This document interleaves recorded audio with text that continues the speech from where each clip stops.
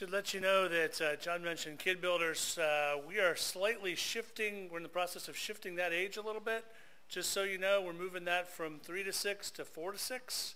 So start adjusting to a slightly new age distribution in Kid Builders. We found that distance between a 3-year-old and a 6-year-old is a little more than is best for what we're trying to do in there in that time of worship and such. So that's in the process. So we have to adjust our thinking along with it. In a minute, I'm going to show a short video.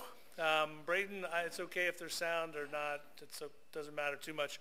I'm going to try, if you remember 2 weeks ago, we had a very unfortunate illustration fail because it was a dark, foggy scene and the light was on. This one I think is bright enough that you'll be able to see it.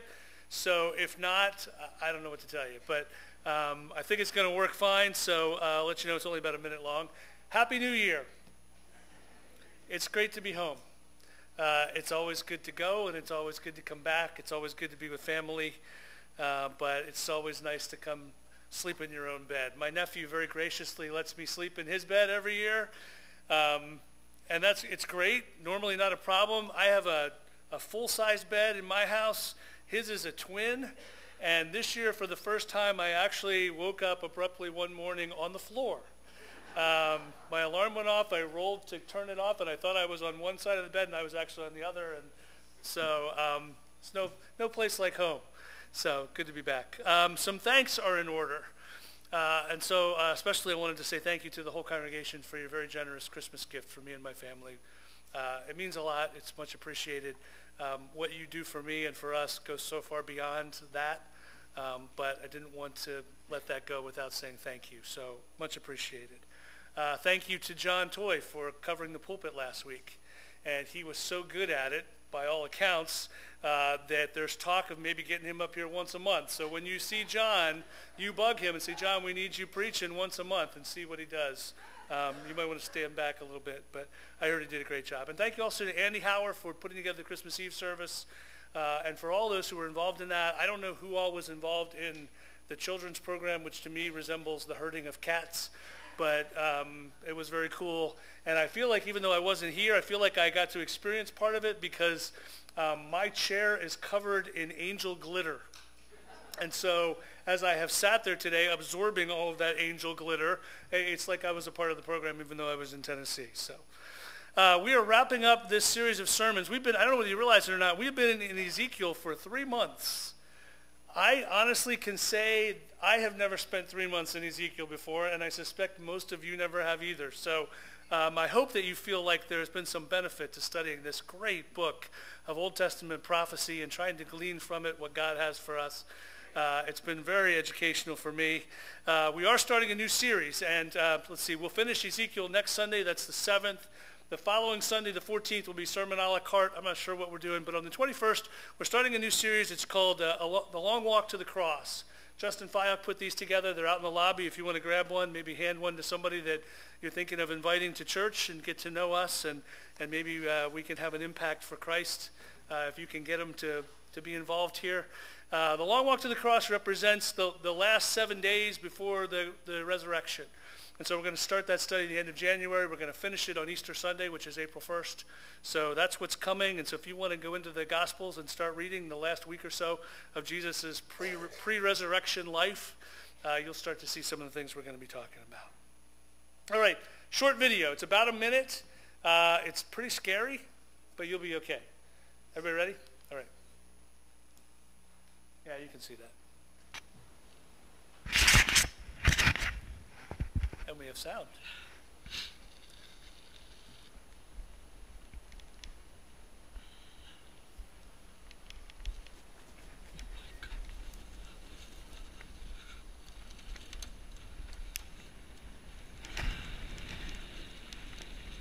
This is why you should never ride a bike.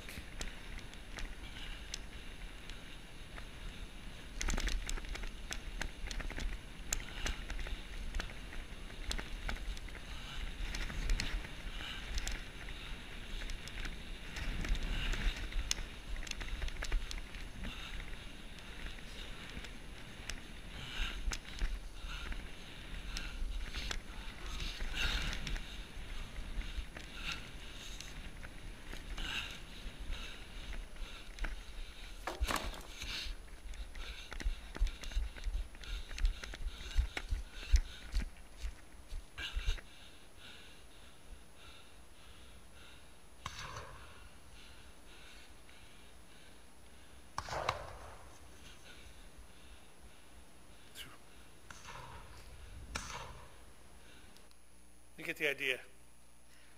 Bear attack. Can't imagine anything quite as scary as that. You know, the world is a dangerous place, and sometimes it can be dangerous for a lot of different reasons. Sometimes it's dangerous for things like that. It's dangerous because we find ourselves being attacked.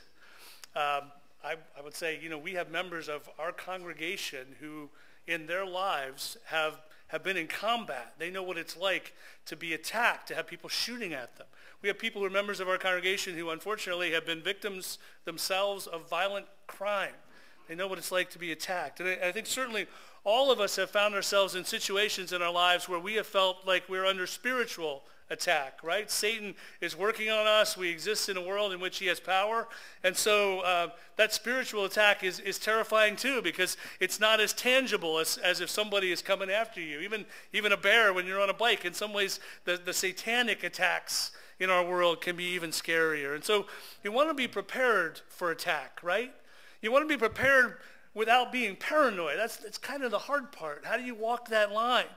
We don't want to live in fear, but at the same time, we want to be vigilant. We want to be ready.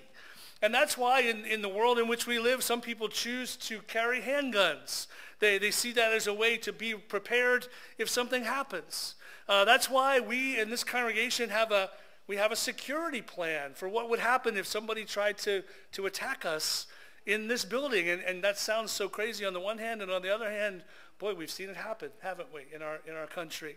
And so we want to be ready for that. It's why I bought some pepper spray for my daughter.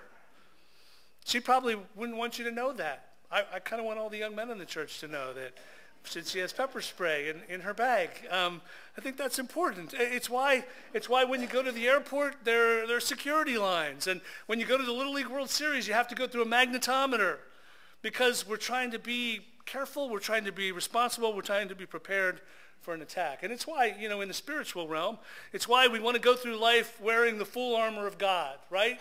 We want all the protection, all the power that God offers us so that we can stand firm in the face of Satan's attacks, because nobody wants to face an attack unprepared. Nobody wants to be in that situation. Now, in your Bibles, if you would start working your way to Ezekiel, I just want to mention that 2 weeks ago we were in chapter 37. And we're going to be in chapter 38 and 39 today. So if you get to 37, as I'm talking about it for a minute, you'll already be right on the edge of where we need to be this morning. In chapter 37, if you remember, God puts Ezekiel down in a valley that is piled full of dead, dry bones. Heaps and heaps, a great multitude, an army of people, except that they're all dead and not recently dead. They've been dead for a long time. The bones aren't even connected anymore. And so what God does here is he demonstrates his intention of what he wants to do, not to those bones specifically, but to the nation of Israel. He says through this story that he wants to breathe new life into his people. He wants to breathe new life into his nation who was dead, spiritually dead. And so he will give them hope. And he will give them a future. And all he asks of them is that they decide again to make him their God. And if they will do that, he will reanimate them. And so this is restoration. And really, this goes all the way back to the garden when sin first appears in humanity. God starts to lay down a plan of restoration, rejuvenation, reanimation. And so he's doing that in Ezekiel with his people who have strayed so far away from him and have turned their backs on him in so many ways. And so this is what God has been driving toward. Apparently, though, sometime after the restoration that he talks about there in chapter 37, we come upon the events of chapter 38 and 39, and it is representative of something that will happen in the future. It is a prediction about some point down the road when God's restored people will be attacked. And that's a scary thing. Now, if you have read chapter 38 and 39, you probably got to the end, as I did, and went, blah, blah, blah, blah.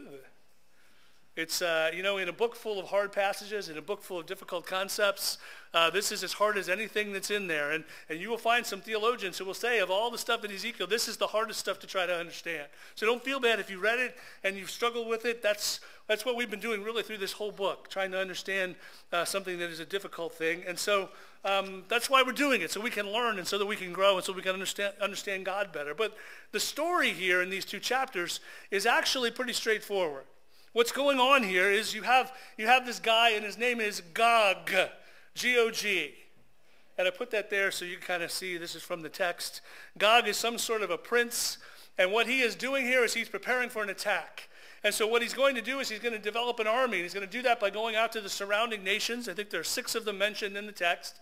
And he's going to develop this massive, impressive army, an overwhelming force made up of people from the neighboring nations surrounding God's people. And what's going to happen is they're going to attack God's people when God's people least expect it. And see, God's people have been restored, and so they're living peacefully and harmoniously in their restored homeland. They're back. They're out of exile. This is predicting what's going to happen at that point. And so they're back in their homeland, and they're under God's protection, and so they don't have fortifications. They don't have walls. They're just living in peace and harmony, and so Gog is going to attack, and as you might imagine, he expects complete and total victory. He's got an overwhelming army. He's going against people who are basically unarmed and unprepared, and he knows that he's going to win. By the way, I just want to tell you this. I put this slide in because, well, Gog and God are very similar. And chances are at some point, maybe multiple points in our time this morning, I'm going to say one when I mean the other. So keep them in your mind, this slide. You'll see it again just as a reminder. And I kind of went with the Star Wars, like, light side, the side of the light, side of the dark, to try to, Gog is on the dark side, God is on the light side. Okay, just so we kind of get that. So even if I mess up, you're going to know what I'm talking about. But God is working here in this story. He's working behind the scenes. And he's working behind the scenes to defeat Gog and to do it in spectacular fashion. And if you read it, it's amazing what God says. He's going to do it in a way that it's going to make it very clear who is going to win the victory. And so he talks about in chapter 38 what he's going to do to Gog and this army. He says, I'm going to execute judgment on them with plague and bloodshed. I will pour down torrents of rain, hailstones, burning sulfur on him and on his troops and on the many nations with him. And so as a result, it's not going to go so well for Gog and his army. In fact, they're going to be defeated so completely that when the battle is over, God's people are going to go out to try to clean up the battlefield. And the dead from Gog's army, it's going to take them 7 months to bury the dead. They're going to have been defeated so completely that when they go out to bury the dead, they're going to start to gather all of the weapons that Gog's army has left behind, the chariots and whatever, and they're going to be able to convert the wood in those things to fuel that will provide all that they need in Israel for 7 years. Complete and total obliteration. And the end result is going to be that both Israel and the surrounding nations are going to know that God provided the victory. No army did this. There wasn't an army.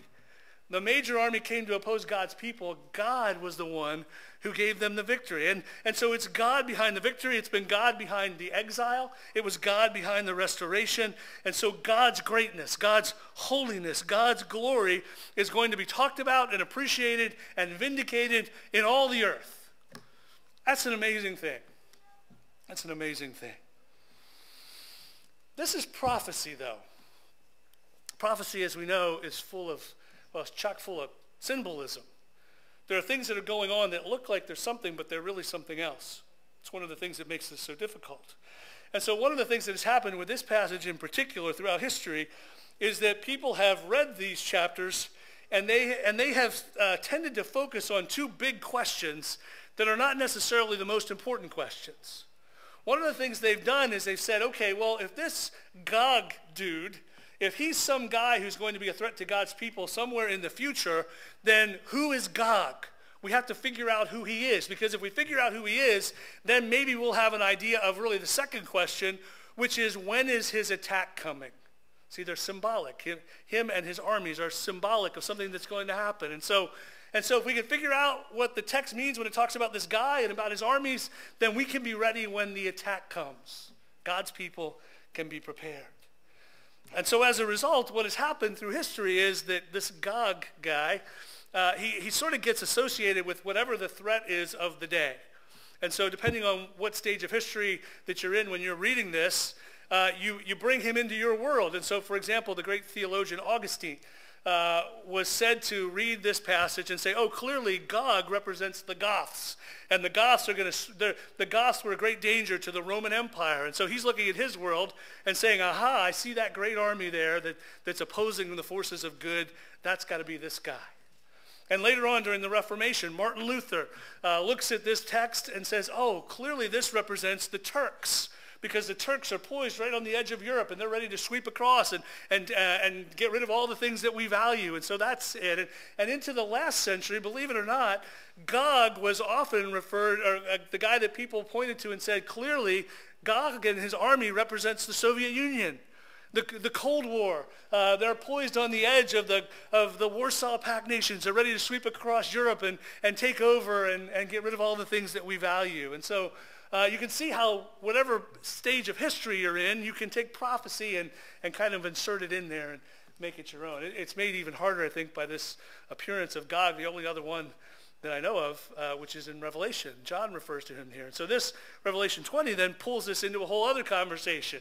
Well, maybe Gog has something to do with what are sometimes referred to as the events of the end times. If you've ever read anything about premillennialism and the rapture and the 1,000-year reign and things like that, which don't view Revelation as that being true, but that's sometimes a common way that it's talked about. And so that makes it a little difficult too. And so what happens is you can make yourself kind of crazy trying to figure out what all this stuff means, all the exact details of prophecy. But what often ends up happening is you spend so much time in that you miss whatever the main idea is that God's trying to get across.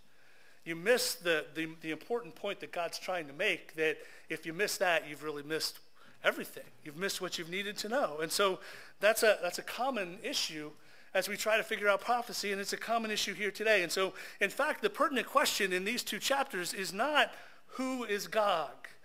The question that we need to worry about is, what does Gog represent? In this prophecy, what does Gog represent? Because if we can figure that out, then we can figure out what that means for us. And so the flow of this passage indicates that Gog represents an idea. And here's the idea, and this is really important. The idea is that even after God, G-O-D, capital G, even after God has restored his people, even after God has reconnected with his people will still come under attack. There will still be forces that will array against God's people, who want to destroy God's people. And what that means for us today as God's people is that's true for us as well.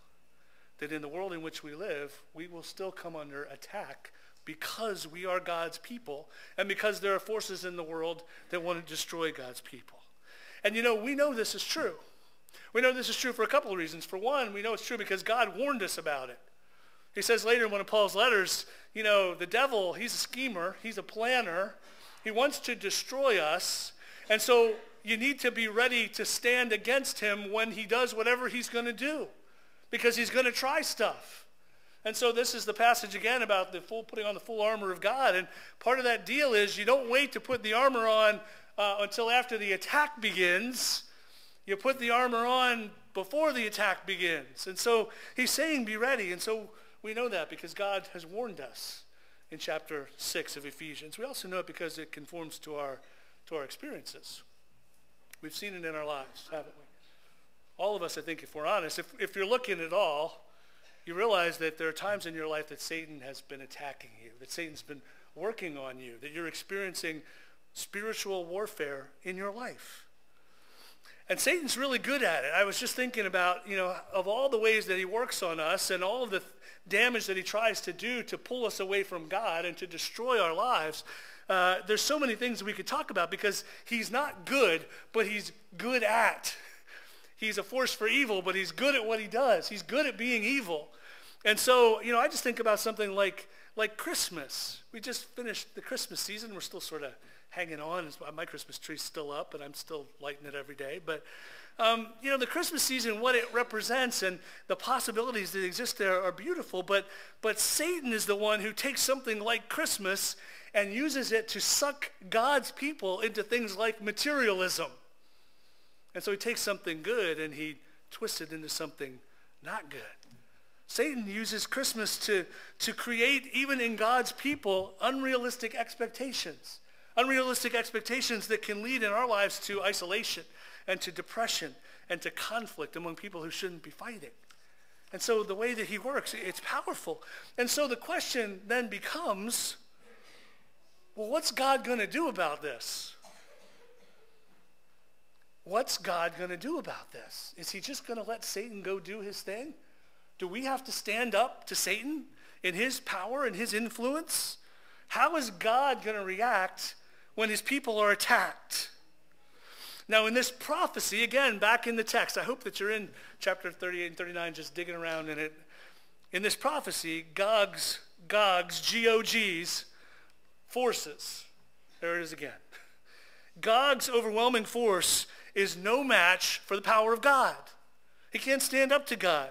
God rises up and he protects his people. God destroys the invaders. He decimates the invading army. And I want you to notice here that in keeping with all the things we've been talking about in Ezekiel, he does this for one main reason.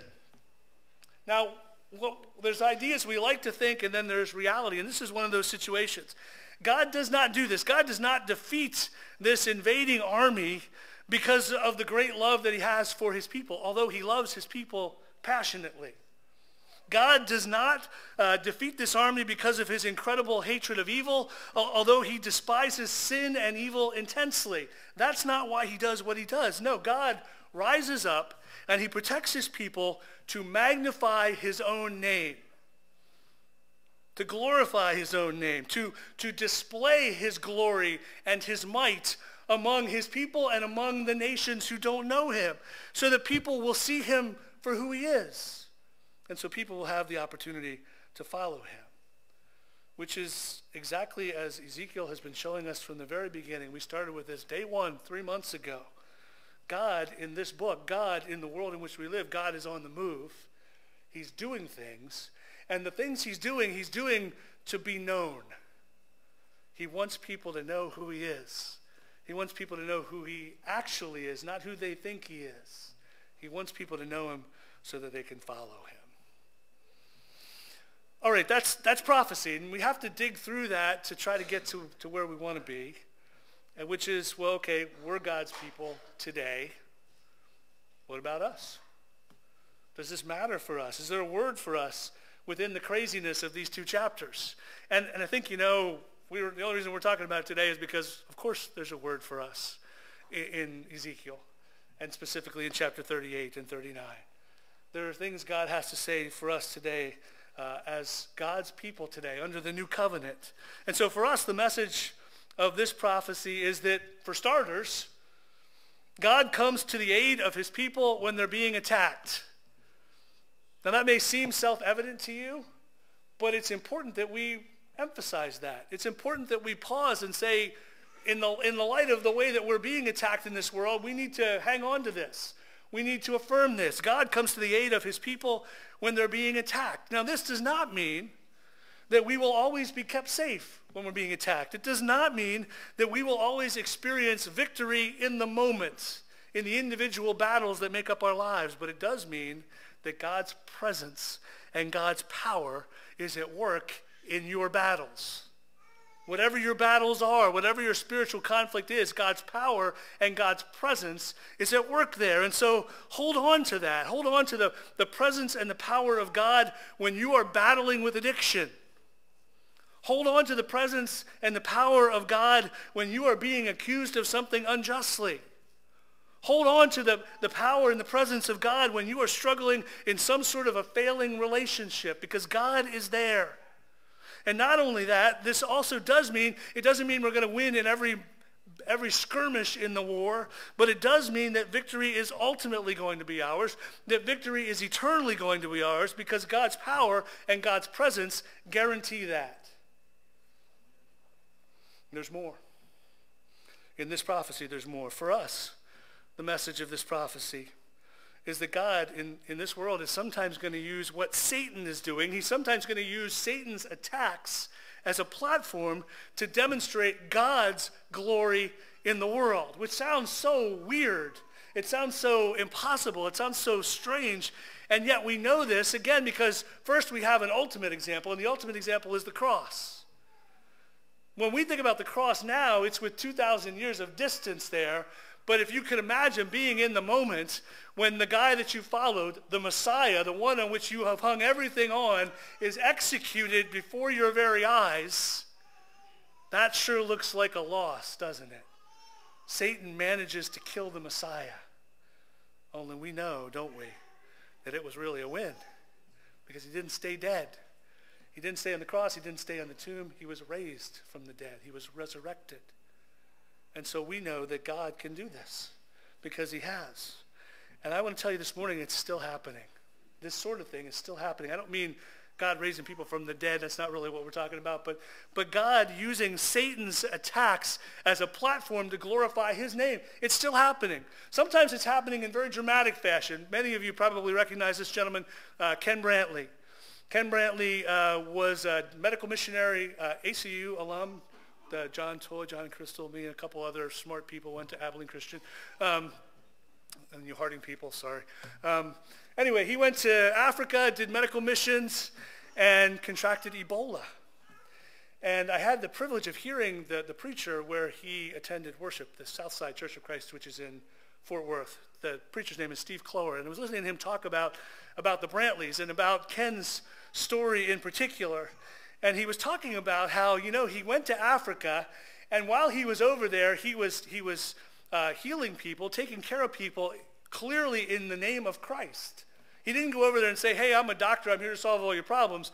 He went over there saying, I'm a doctor, I'm here to do what I do because I love Jesus. And you need to know, as I'm giving you medicine, you need to know that Jesus loves you. And so he is over there in Africa doing this work to try to amplify and shine the spotlight on God. And wouldn't you know it, he contracts a terrible disease. Is it possible that that's Satan's way of saying, you're not going to do this anymore. I'm going to take care of you. I'm going to take you out of this. This is a battle and you're going to lose. I'm going to give you Ebola. That's a pretty nasty outcome. And yet Ken Brantley comes back and is able to recover from his disease, and in so doing to draw attention not just to the plight of people who have Ebola, but to draw attention to the fact that God is doing these things, that God is winning this battle. It's because God does stuff like that.